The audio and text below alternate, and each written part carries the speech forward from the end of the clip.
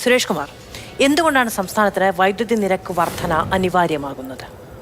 ഒന്ന്, വൈദ്യുതി നാഷണലി നമ്മൾ വാങ്ങുന്നത്, ജനറേറ്റിംഗ് സ്റ്റേഷനുകളിൽ നിന്ന് വാങ്ങുന്നത് നാഷണലി വൈദ്യുതി നിരക്ക് കൂടിക്കൊണ്ടിരിക്കുകയാണ്.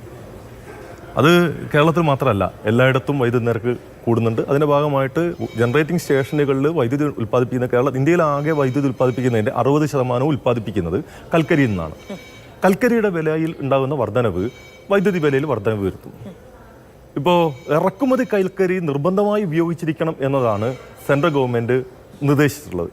ഇറക്കുമതി കൽക്കരിയിൽ നിന്ന് വൈദ്യുതി ഉണ്ടാക്കുമ്പോൾ സാധാരണഗതിയിൽ ഇന്ത്യൻ കൽക്കരിയിൽ നിന്ന് വൈദ്യുതി ഉണ്ടാക്കുന്ന 3 രൂപ ചിലവാകുന്നിടത്ത് 6 രൂപ 50 പൈസയാണ് ഇറക്കുമതി കൽക്കരിയിൽ നിന്നുള്ള വൈദ്യുതി ഉൽപ്പാദനത്തിന് ചിലവ് വരുന്നത്. അത് മാർക്കറ്റിലെത്തുമ്പോൾ വീണ്ടും വില വർദ്ധിക്കുന്നു. ഇപ്പോൾ ഇന്ത്യയിൽ ഏകദേശം 4.5 ലക്ഷം മെഗാവാട്ട് വൈദ്യുതി ഉൽപ്പാദന ശേഷിയുണ്ട്.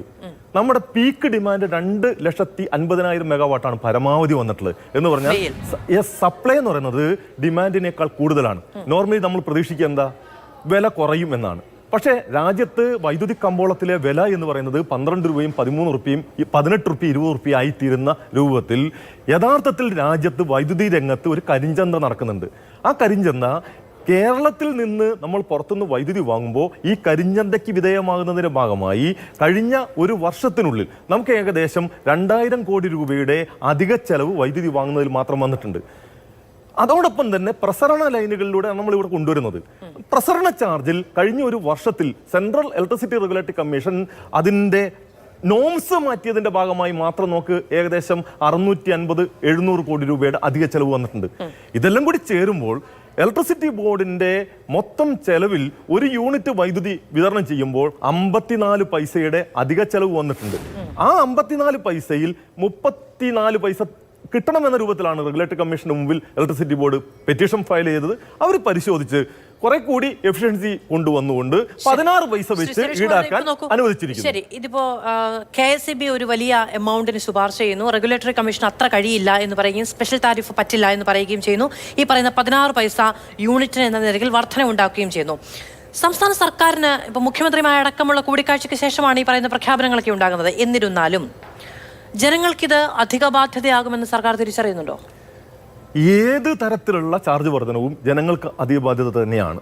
ആ അധിക ബാധ്യത പരമാവധി ഒഴിവാക്കുക എന്നതാണ് ഗവൺമെന്റ് ചെയ്യുന്നത്. പക്ഷേ ഇതിനിപ്പം ഈ പറയുന്ന ചെലവ്, ഇലക്ട്രിസിറ്റി ബോർഡിന് വരുന്ന ചെലവ് സർക്കാർ മറ്റേതെങ്കിലും ഫണ്ട് എടുത്ത് കൊടുത്ത് നിറവേറ്റാനാണ് നമ്മൾ പറയുന്നതെങ്കിൽ അവിടെ ആ ഫണ്ട് ഉണ്ടാവില്ല.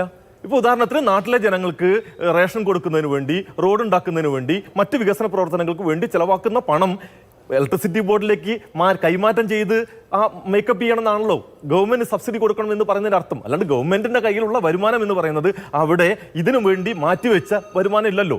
മൊത്തത്തിൽ ഇലക്ട്രിസിറ്റി ബോർഡ് ഗവൺമെന്റിന്റെ കയ്യിലുള്ള വരുമാനം അത് എങ്ങനെ ചെലവാക്കണം, ഏത് കാര്യത്തിന് പ്രയോറിറ്റി കൊടുക്കണം എന്നതാണ് ഗവൺമെന്റ് മുമ്പുള്ളത്. ഇവിടെ വൈദ്യുതി നിരക്കിൽ ഇപ്പോൾ 2.3% വർധനവാണ് ഉണ്ടായിട്ടുള്ളത്. അപ്പോൾ ദേശീയ അടിസ്ഥാനത്തിൽ ഇൻഫ്ലേഷൻ എന്ന് പറയുന്നത് കഴിഞ്ഞൊരു വർഷം 5.4%. 14 മാസം കഴിഞ്ഞിട്ടാണ് ഞാൻ അങ്ങോട്ട് ചോദിച്ചു മറ്റൊന്നിലേക്ക് പോകാം. ഈ പറയുന്ന ദീർഘകാല കരാർ റദ്ദാക്കിയതുമായി ബന്ധപ്പെട്ടുള്ള പ്രശ്നങ്ങൾ കൊണ്ടാണ് 3 കോടി രൂപ അധിക ചെലവ് സർക്കാരിന് വരുന്നത്. അത് പരിഹരിക്കാൻ വേണ്ടിയാണ് ഇപ്പോൾ ഈ വൈദ്യുതി നിരക്കിൽ വർധനമുണ്ടാക്കുന്നത് എന്നുള്ളതാണ് പ്രതിപക്ഷം ഉന്നയിക്കുന്ന ഏറ്റവും വലിയ വിമർശനം. ദീർഘകാല കരാർ റദ്ദാക്കിയത് ഈ പ്രശ്നത്തിൽ കാരണമായിട്ടുണ്ട് എന്ന കാര്യത്തിൽ യാതൊരു സംശയവുമില്ല. സംസ്ഥാന സർക്കാർ അതുകൊണ്ടാണ് ദീർഘകാല കരാർ റദ്ദാക്കരുത് എന്ന് പോളിസി ഡയറക്ഷൻ റെഗുലേറ്ററി കമ്മീഷന് കൊടുത്തത്. എന്നിട്ട് റെഗുലേറ്ററി കമ്മീഷൻ ആ പോളിസി ഡയറക്ഷന്റെ അടിസ്ഥാനത്തിൽ ദീർഘകാല കരാറുകൾ പുനഃസ്ഥാപിച്ചുകൊണ്ട് ഉത്തരവ് ഇറക്കി. ആ ഉത്തരവ് സുപ്രീം കോടതിയിൽ ഈ പറയുന്ന വൈദ്യുതി ഉൽപാദക കമ്പനികൾ സുപ്രീം കോടതിയിൽ പോയി റെഗുലേറ്ററി കമ്മീഷൻ പുനഃസ്ഥാപിച്ച ഉത്തരവ് സ്റ്റേ ചെയ്യിക്കുകയും റദ്ദാക്കപ്പെട്ട അവസ്ഥയിൽ തുടരുകയും ചെയ്യുന്ന റെഗുലേറ്ററി കമ്മീഷന്റെ ആ തീരുമാനത്തിൽ ഈ ദീർഘകാല കരാർ റദ്ദാക്കാനുള്ള തീരുമാനം എന്ന് പറയുന്നത് ഏകപക്ഷീയമായി ഒരു ചർച്ചയുമില്ലാതെ എടുക്കുന്നതാണോ? ഒരു സംശയവുമില്ല, ഏകപക്ഷീയമാണ് എന്ന് മാത്രമല്ല ആ റെഗുലേറ്ററി കമ്മീഷന്റെ അംഗങ്ങളിൽ ഒരംഗം ഈ തീരുമാനത്തിൽ തനിക്ക് പങ്കെടുക്കാൻ കഴിയില്ല എന്ന് പറഞ്ഞ് മാറി നിന്നുകൊണ്ടാണ് ആ ഉത്തരവ് ഇറക്കിയത്. ആനുകാലികമായ വൈദ്യുതി അടക്കമുള്ള കരാറുകൾ ജനങ്ങളുടെ സേവനത്തിന് വേണ്ടി വിനിയോഗിക്കുന്ന ഉപകാരപ്പെടുന്ന അല്ലെങ്കിൽ ഉദ്ദേശിച്ചുള്ള കരാറുകൾ എന്ന് പറയുന്നത് റെഗുലേറ്ററി കമ്മീഷന് ഒരു ജനാധിപത്യ ബോധവും ഇല്ലാതെ കൈക്കൊള്ളാൻ കഴിയുന്നതാണ്. സർക്കാരിന് അതിൽ ഒരു റോളും ഇല്ല എന്നാണ് അങ്ങ് പറയുന്നത്. ഒന്ന്, ഇതൊരു കോടതി സംവിധാനമാണ്, അർദ്ധ ജുഡീഷ്യൽ സംവിധാനമാണ്. റെഗുലേറ്ററി കമ്മീഷന് ആകെ സർക്കാരിന് നിർദ്ദേശിക്കാൻ കഴിയുക government can give policy directions. Electricity act 2003 പ്രകാരം 108 സെക്ഷൻ പ്രകാരം പോളിസി ഡയറക്ഷൻസ് കൊടുക്കാം.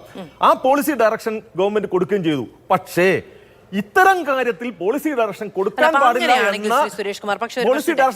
പാടില്ല എന്ന സുപ്രീം കോടതി ആ നിലയ്ക്കാണ് ആ ഗവൺമെന്റിന്റെ ഡയറക്ഷൻ അതെനിക്ക് മനസ്സിലായി. പക്ഷെ ഒരു കാര്യം ചോദിക്കട്ടെ, ഇപ്പം റെഗുലേറ്ററി കമ്മീഷൻ ദീർഘകാല കരാറുകൾ റദ്ദാക്കിയപ്പോൾ സർക്കാർ അത് പാടില്ല എന്ന് പറഞ്ഞപ്പോൾ റെഗുലേറ്ററി കമ്മീഷൻ അത് പിൻവലിക്കാൻ തയ്യാറായെന്ന് അങ്ങ് പറഞ്ഞു.